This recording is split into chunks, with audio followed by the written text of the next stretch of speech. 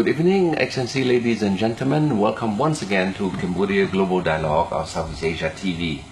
Tonight, I'm deepening the discussion more on the development of the entrepreneur in Cambodia, but more in the context on how the rise of the Cambodian young entrepreneur could support the development of Cambodian industrial policy, the so-called IDP that Andre John San have launched last year. How to transform Cambodia from a agrarian society into at least a semi-early light manufacturing country. And here I see a big role of the Cambodian entrepreneur to be part of the global supply chain, and not just for the industrial policy, but there's also the whole area that we can see the migration from this entrepreneur into a corporate world. And these are something that Cambodia, as a member of the ASEAN Economic Community, should be forcefully looking forward to have a strong business community. I have the pleasure today to have a long-time friend, young brother, Sok Pisat, who's wearing two hats today. So I will give him the floor to introduce himself. Pisat, welcome to the show. Thank you. Okay, good. Well, I give you a few minutes to explain a bit your background, and and we'll go from there. Yeah, I think I can start from my educational background. Okay. I graduated from Royal University of Law and Economics in Economic Information, and the Royal University of Phnom Penh at the Institute of Foreign Language. Right after my graduation in 2006, I have been start my business once in 2007 as a toy retail store at the time. And 2009, I have joined the Association of Young Entrepreneurs Association. From that association, I learned a lot from the association with the encouragement and mentor from the senior business young people. And from that time onwards, and 2013, from the encouragement from all of the senior people from the young entrepreneur, you have been elected me to be a president. What year was that? In 2013. Okay. Yeah, Okay. recently in 2013. And I started my other business as a distributor of LG Electronics in 2011. Okay. So currently I'm the CEO of G Vehicle Ltd, which is a distributor of LG Electronics, elevator, and in an M&E sector. Oh, okay. So currently my G Gear company alone, we produce and we make create job around 300 jobs currently, and some of them is engineering and various professionals from my business area. Yeah. So I think this is one of the point that we go from the graduate student from the local one, and we can found a business as well. So Yes, that's great. But you want to mention a bit about the Young Entrepreneur Association of Cambodia? Yeah. Yet, right? YEAC. Yeah, most people call it YEAC because the abbreviation of the Young Entrepreneur Association in Cambodia is the YEAC. Yes, yes. I think the establishment of YEAC at the time is from initiative from the head of the ASEAN and China. So the initiative to help the young entrepreneur across the ASEAN, to let all the young entrepreneur across the region to connect each other and communicate the same language. Yeah, yeah. So that's why Young Entrepreneur Cambodian have been established, and we from the young entrepreneur, one group of the young entrepreneur. So from that on, young entrepreneur play a very important role in this community. Not only just a link to the regional, but also to strengthen the capacity of the capability of the entrepreneur in our local entrepreneur. Yeah. Frankly, when I started first business, I don't really know that what entrepreneur means. We really don't understand what is the ecosystem and a lot of things that we don't have. And, we just know that we start a business as a normal people does. But when we join the young entrepreneur, we know what platform, what is policy, how to dialogue, and a lot of things we learn along this platform. So the main objective of the young entrepreneur mainly is to help young entrepreneur to grow by the professionalism, not Yes. just growth as a family business. So a few key areas that we have been focused. One thing is to help them to access to finance in both equity and debt financing. Secondly, key priority is we help them to modernize their business. Thirdly is a policy advocate.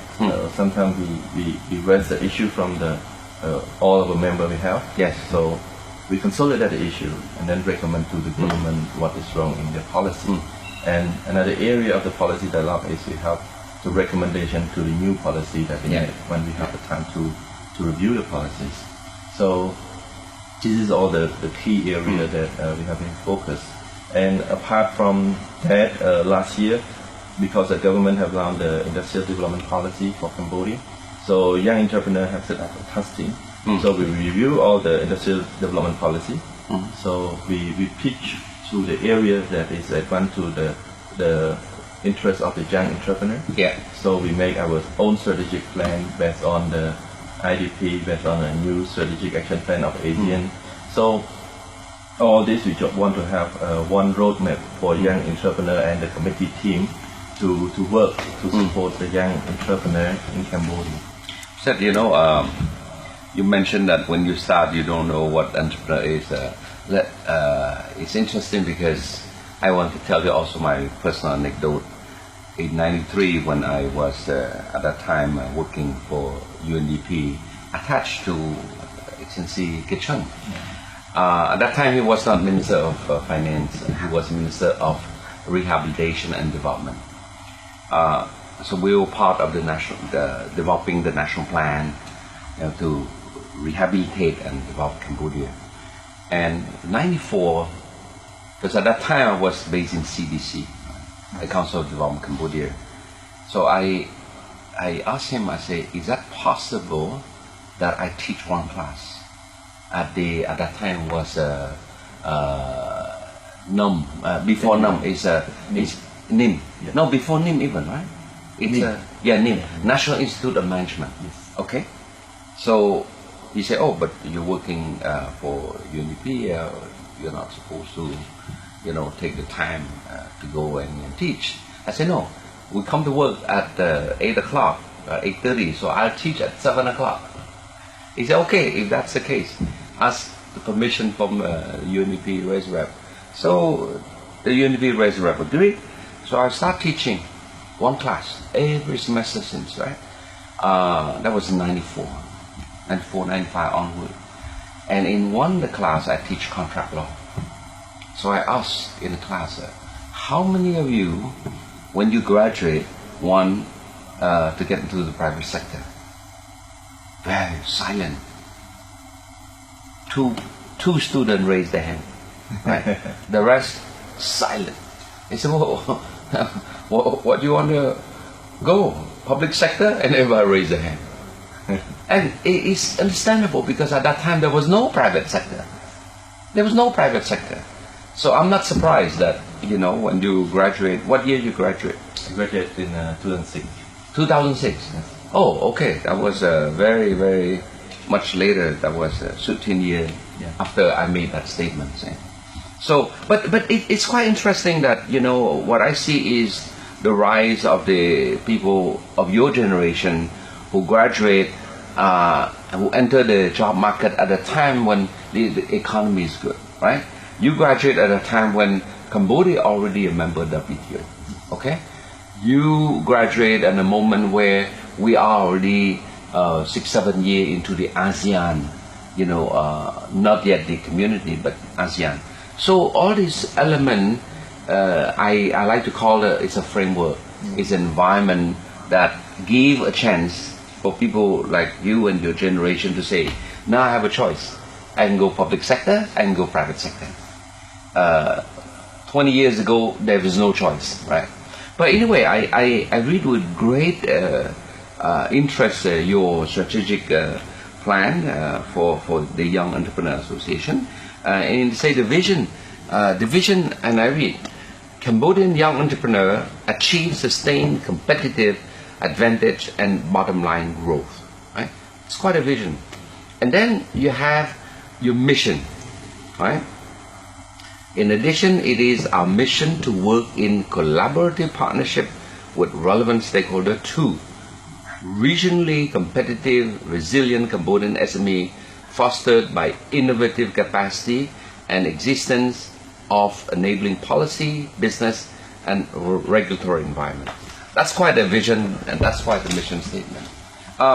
Since you took over the president of the Young Entrepreneur Association, describe a bit what you have done along that line, along that vision, along that mission statement. During since I start the office as president of Young Entrepreneur, I think it's a very challenge, but we are grateful for the past president and all of the senior who formed this platform up and invited me to join the Young Entrepreneur. But since I lead this, because of the support from all of them, so we have formed a structure in our association. As you know, in Cambodia, it's hard to lead the association because when we form it, we have to financing, we have to lead it from our own resources. Yes. So Young Entrepreneur itself, in terms of financing, they have of course the power and dynamic, but in terms of financing to support all this is a limitation. So from this point of view, we gathering for not really successful, but most of them that willing to contribute, the volunteer to the association. So we start form the committee. So we have a few key committee like International Affairs Committee, like SME Committee, Public Relations. So with this committee, and then we have the back end of the our secretariat office who work full time. We hire them.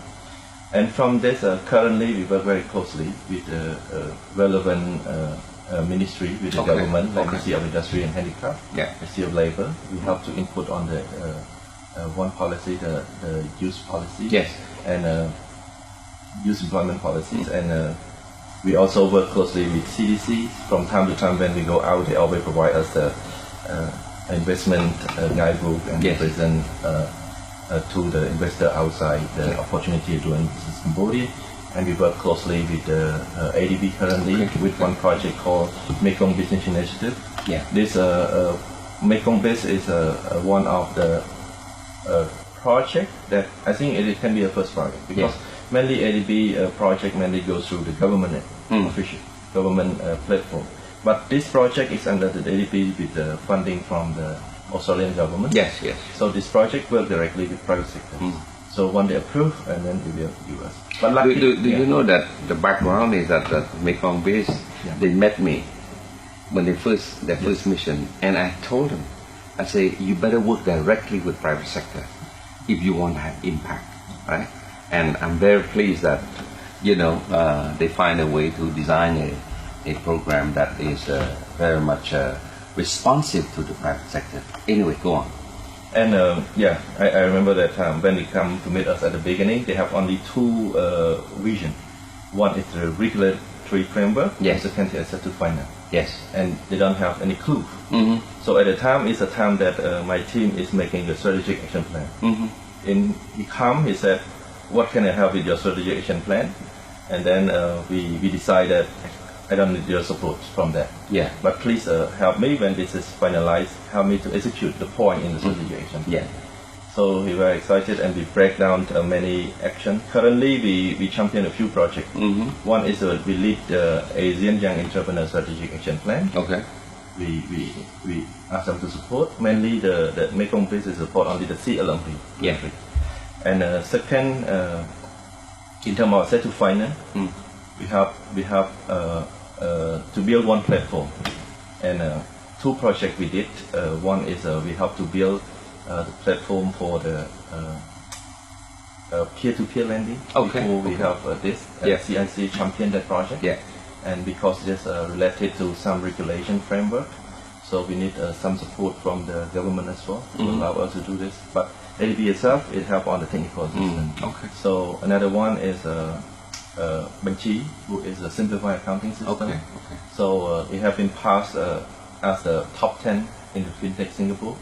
So now we make it a platform, and MBI currently help with Banchi to penetrate to Laos and low and medium one. Okay. Because we wanted to Yeah. to make this platform as a region. Yeah. Banchi is a very simplified accountant because what we explained to ADB itself, like the way SME cannot settle finance is not just Cambodian don't have money, but because of the capacity of SME itself.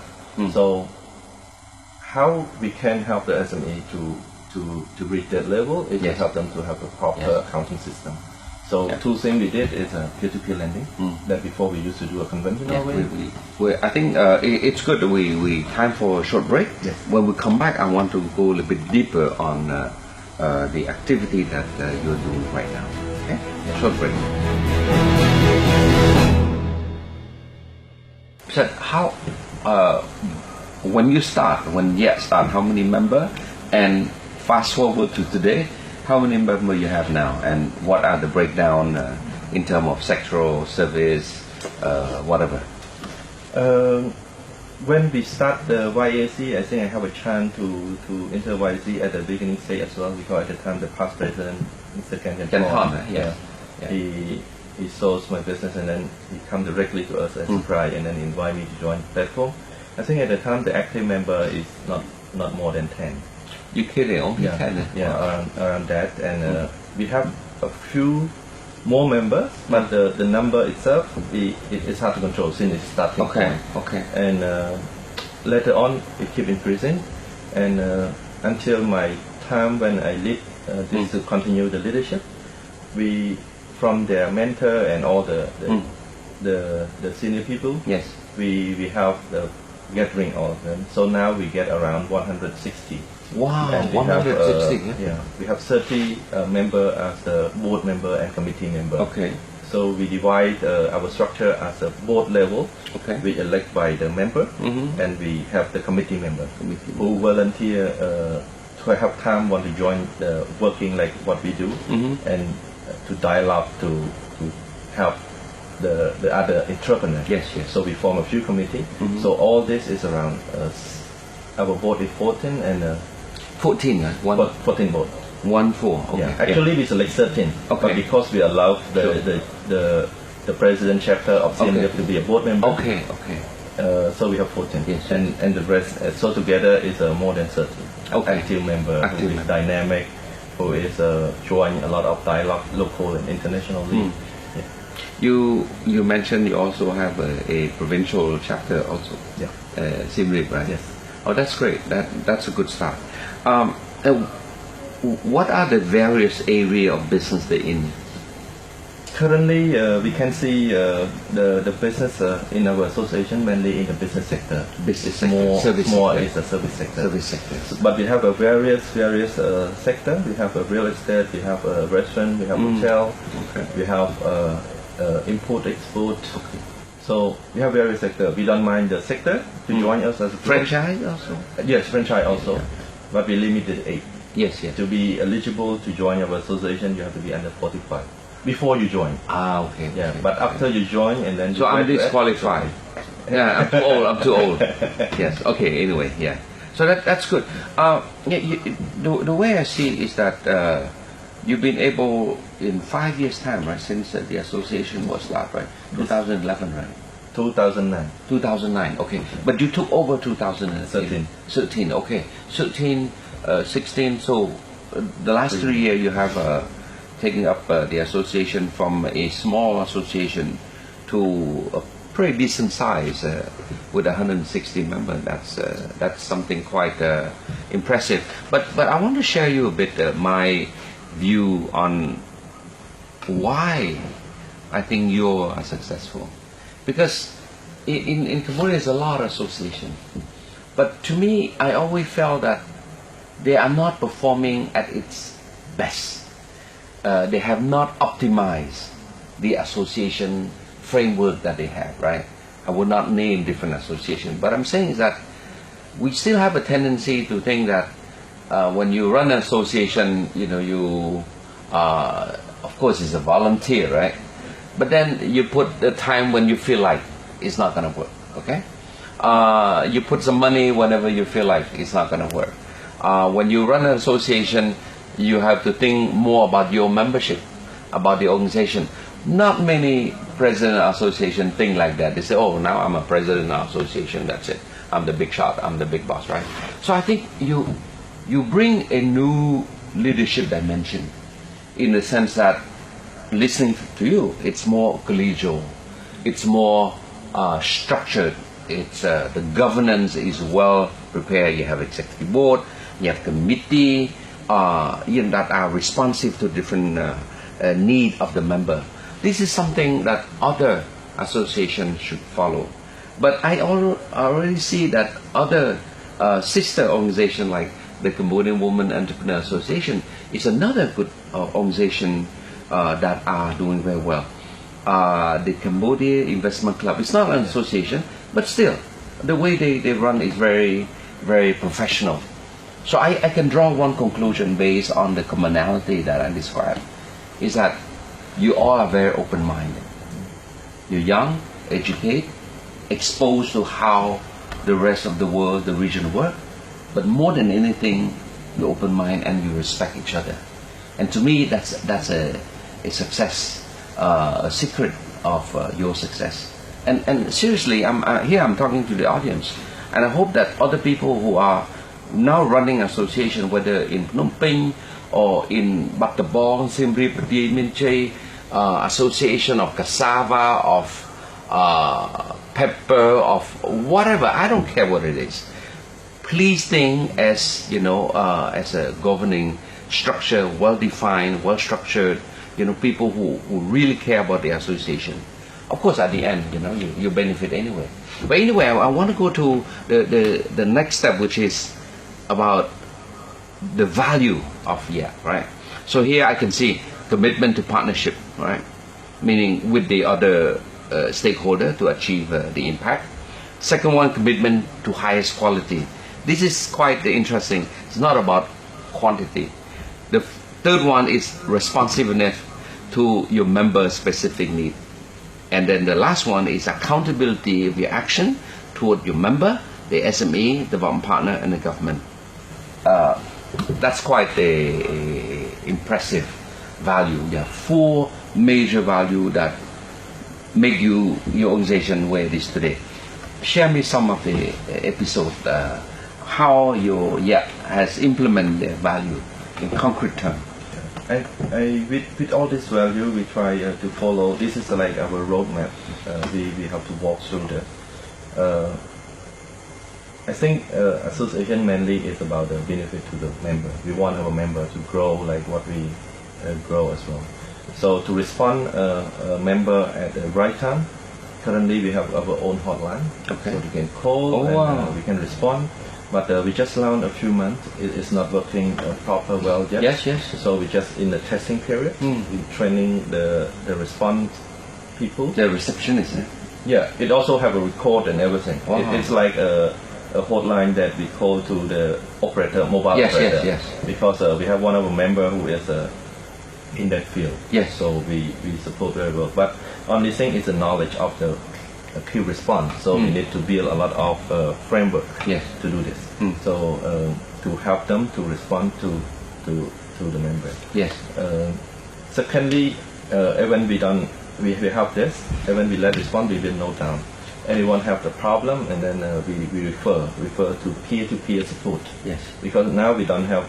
I think from learning from outside, we can see like SBF in Singapore, they have the very strong security. What is SBF? SBF Singapore Business Federation. Oh. Because they have a very high fee. Yes. With, it's set by their constitution. In a certain level of business, you have to join SBC. Yearly fee is around 3,000. Okay. So but for Singapore is so they have a strong secretariat who can support the member right away. So for us, we don't have this kind. So we make it peer to peer. For example, they have problem with the tax. Yes. Like last time, we have problem with tax. So we have the member who is in consultant, accountants, some CPA. Yeah. So we sit together. Security help, right? Yeah. Okay. So we have to filter the issue. Whether the issue is the real issue or affect everyone. Yes. Not just only the company. Yes. And then we make the consultation report, and then we dialogue with the tech department. Yes. And if it is a personal issue, we have to help in the personal issue. so we have to give the guideline. Yes. So something like this, I think so far we work very well from this stage. And other areas of support our member is somehow like the CIC. Yes. I think CIC we work very close like a brother and sister. And CIC currently Cambodian Investor Club. Yes. Not only just a club itself, but CIC also help the young entrepreneur to build a strategic plan. Yes. So if you hire outside to make a strategic plan, it costs you That's a lot of 20, money. 30, 50. Sometimes you don't have the right result. Yes. But CIC itself, they can support with at cost. You mean 30,000, right? 3,000, 5,000. Yeah. And then they can support very well. But the one key main success for that is most of our business currently, mainly they run as a family business. Okay. So in order to get the consultant to support them, we need to understand the nature. Yes. Without trust, they don't allow you to see everything. So Agree. without allowed to see, and they can never grow. Because as a business owner, when we have a background, have a chance to have a proper education, because we have more chance than our previous senior. Yeah. Even though we don't understand every angle of the business, so we need a consultant to support us. But if we don't open for them, they don't have chance to help us. Yes. So I think at the beginning stage, for us, we realize that it is a trust. So when you trust, you can go in and then we can reform. Yes. So now we introduce the Banji, so Banji used for free for the SME, for the member, for everyone, so they can just log in and register and then they can use it. Okay. So this is what we ongoing, and hidden agenda for all of this. We also appreciate for all our committee team who is passionate and contribute their family time, their money to. Give me a few examples of committee that you have established under. Yeah. Currently, we have International Affairs Committee, SME Committee, who dialogue under the policy. IDP, right? Oh, Yes, the IDP and this framework also. And we have public relation. We have membership committee who respond to the member when they have problem. We have industrial relation. We have capacity and a training committee. Yes. So currently, International Affairs Committee and SME Committee is very active. And International Affairs Committee, we divide it to be two vice presidents of the two chairs. Okay. And then one in charge of the Asia Pacific, one in charge of US, Canada, and then break down to area. Some people, a group in charge of Asian, Asian plus 3, and then. So this group are very much involved in helping, overseas trip, business matching with with foreign country, right? Yes.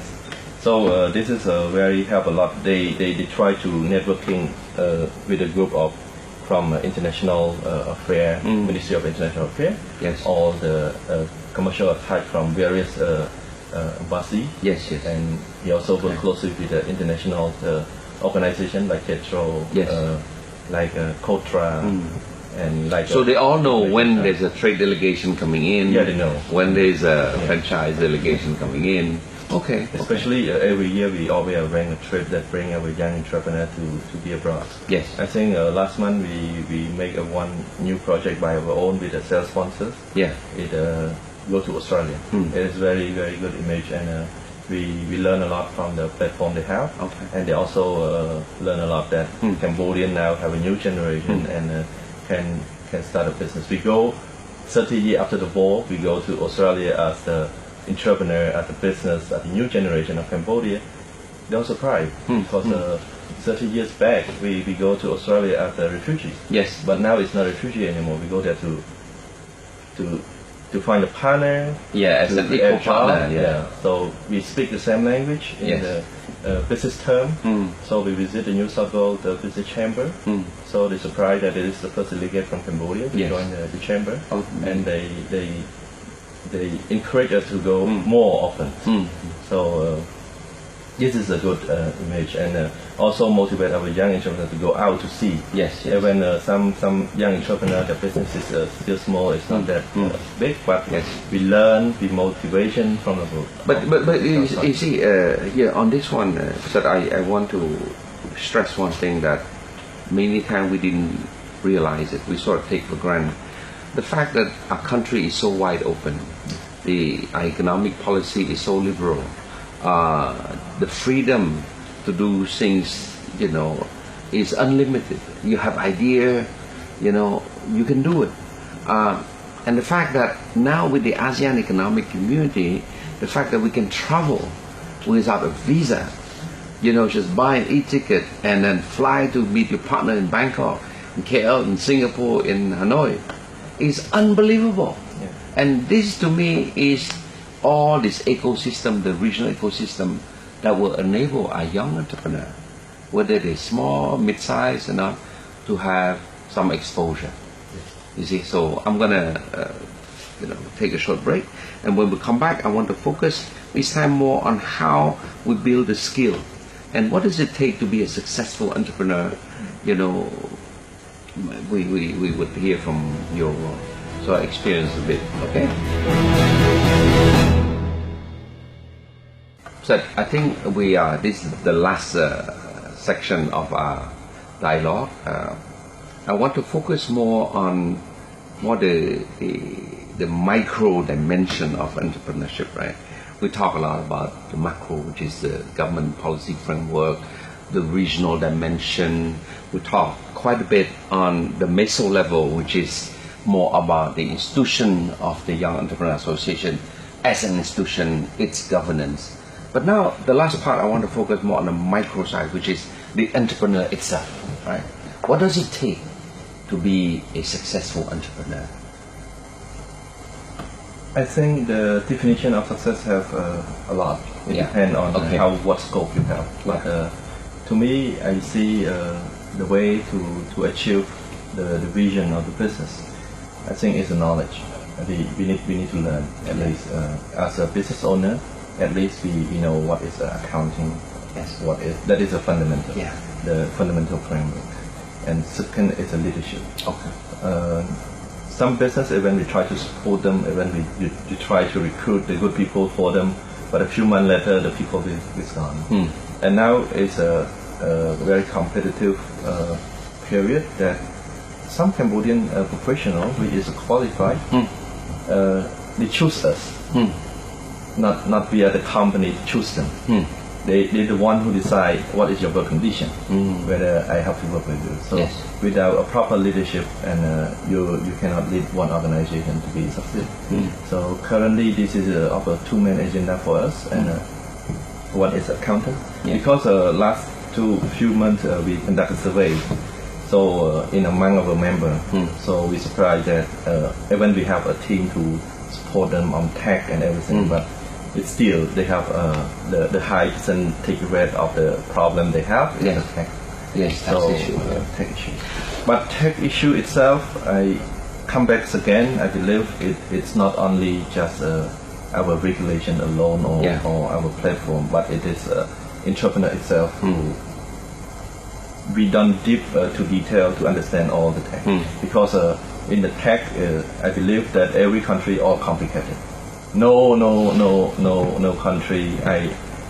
country is more easy than us. Yes. If you go to Australia, we went last month, we see a lot of complicated process of how the tech is. Everyone and that's why they have tax professional. Yeah, that's why they have tax professional. And to me, I think it's important to understand that in any business, if you don't have a clear business model, right? And to me, I'm not blaming older generation, because after the war, when we have the peace, they do whatever they can. Yeah. Okay? The tax law came out in 97, the company law came much later. So they operate a bit in a vacuum after the war. It's normal. Yes. Right? Any post-crisis country went through that period. But as the country getting to be more rule-based, right? As the country opened up to the world, to the region, we have a framework. And to me, and that's why it's so important for the role of your association, as much as many other business association, to explain to the member that paying tax is a national duty, right? Everybody have to pay tax, right? But you have to think that if you plan it well, it should not be a burden. It should not be a surprise, right? It's part of doing business. It's like you buy an inventory, you got to pay, right? Yeah. So why don't you factor it for that? But anyway, I don't want to. I just want to interject because tax is important for our country. Now that we move to the low middle income country, there's going to be less aid money coming to the country. The role of the private sector is so important because the private sector pay tax. Yes. With the tax, the Ministry of Education can build school, can build library, right? So anyway, go on. We are more happy, like what you have been mentioned. Tax is obligation for everyone, especially the new generation like us. We need to understand. We need to know all this. That's why the fundamental is from the accountant. Yes. You know a basic accountant, Yes. and then you know how to use the agencies. You don't have to detail. Yes. That's why we have one course we call. We always conduct a training for non-financial background. Okay. For the owner of the business, so they can understand the fundamentals of how to read accounting and financial. So this is a fundamental that they can reach to the tax pay. Yes. If they can understand the number very well, I think tax pay is one of the obligations. They're happy. For us, I believe, for us, we more happy that when we pay tax and then we see a lot of increase in the salary of the soldier, the salary Yes. of the teacher and Yes. other organization. This is bring to be a better livelihood Yes. for all of our public servant. Yes. And for the tax, like we have been mentioned, we have many platforms to talk Yes, about, yeah, even okay. though we still have a challenge. So that's why we still have a lot of training, all of them. But one of the main challenge currently that some young entrepreneurs cannot get to be a professional is unfair competition. Yes. Yes. Because we are like in the transitional time. Yes. Yes. So if you pay, sometimes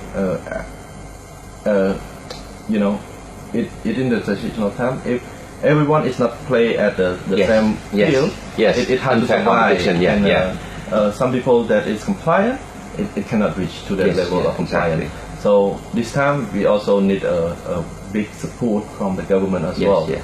How to enforce people who's not compliant to be understand and more compliant. Yes, Of yes. course, young entrepreneur itself, we try to be volunteer.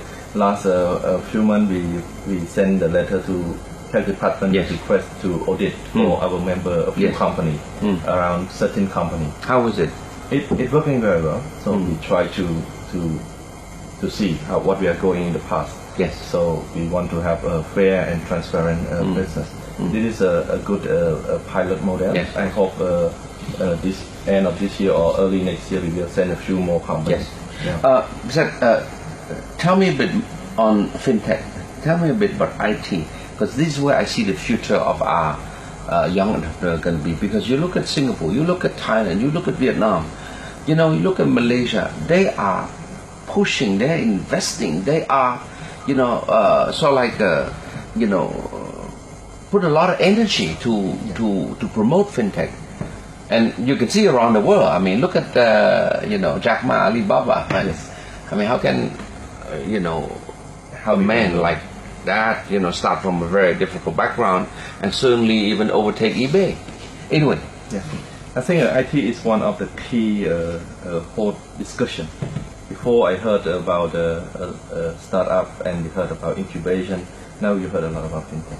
Yeah. And this is a very, very important issue. That's why in my group we also Explain a bit fintech, because not many people understand. fintech is a financial technology. Yeah. So it is from the financial technology how your business linked to that. Like the Manji, right? Yes, yes. Manji is a simplified accountant. I Yes. remember last 10 years back, ADB do one project and then they realized that it's difficult to access to finance and then they try to make a simplified accounting system in Excel. Would Wing or True Money considered fintech?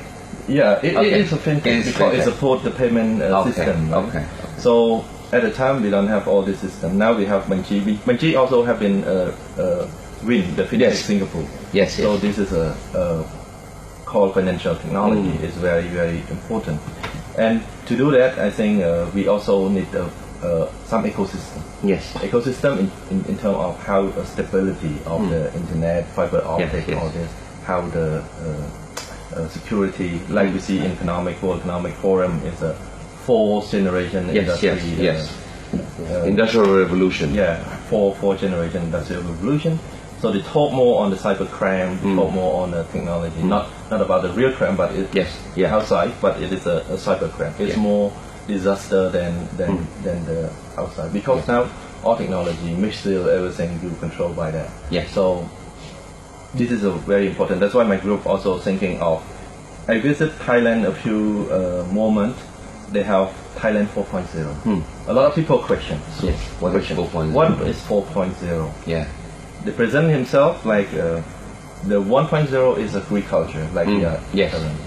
Second, Thailand 2.0 is about the light manufacturing. So we are about IDP. To bring our country to light manufacturing. Third, they also passed the heavy industry. But these three, they feel that it's not good as well. So they move to the fourth.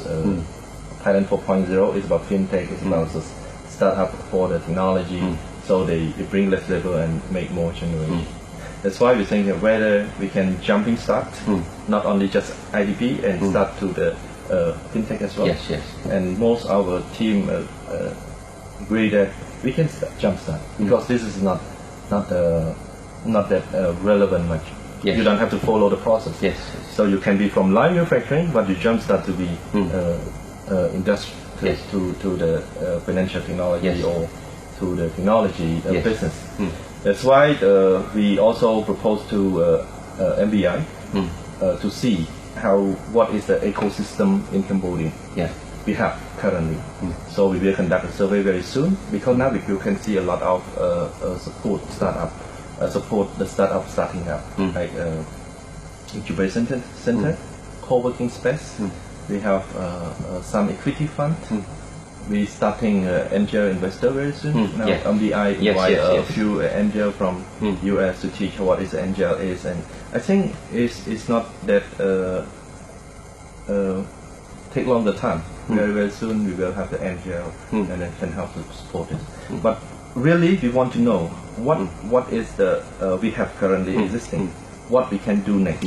So we really want to propose a policy to the government to help the policy is about the ecosystem.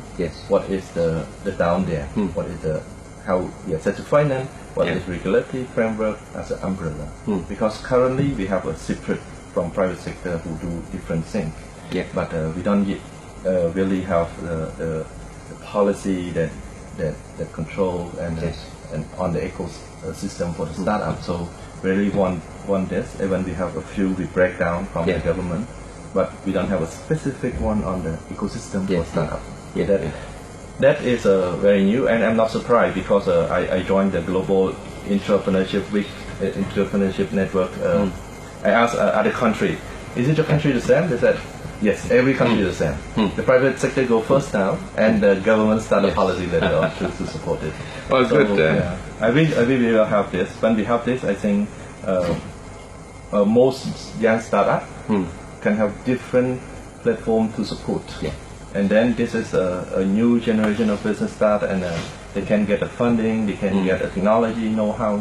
So this is well, Seth, I think we're coming to the end of the show, but I thought for me to wrap up, I'm just gonna wrap up from what you just finished, which is how can Cambodia, the young entrepreneur like your group and many other Cambodian association, could capture, this new revolutionary trend in IT, in digital connectivity, in what we call the fourth industrial revolution, as you mentioned. We're not there yet, but the fact that you have a lot of young, capable people, they have the capacity, the knowledge, they're easy to train to skip the learning curve. Instead of just working in a machinery, in a garment factory, young graduate from the ITC, young graduate from the Institute of Technology, the Cambodian, right? And many other private universities, they could jump straight into the fintech, right? And I think technology can help Cambodia catch up with the neighbor. You're bridging the digital divide. By bridging the digital divide, you can catapult the country to the next level. So I think here I see a lot of hope in our younger generation, because their exposure to the outside world, because of access to technology, because of a good policy in telecom, for example, that we have such a broad access to the internet, social media. These are all good tools, for us to catch the neighbor. So I think I want to wrap up by saying that let's build on this momentum. Let's build on this strength, which is the what I call the age dividend. The youth. Most of the Cambodian workforce now are below 30. So these are the prime age for them to learn. They could really accelerate their learning mode. But it's important for associations like you to guide them. To give them a sense of direction, right? I speak a lot to young graduates, right?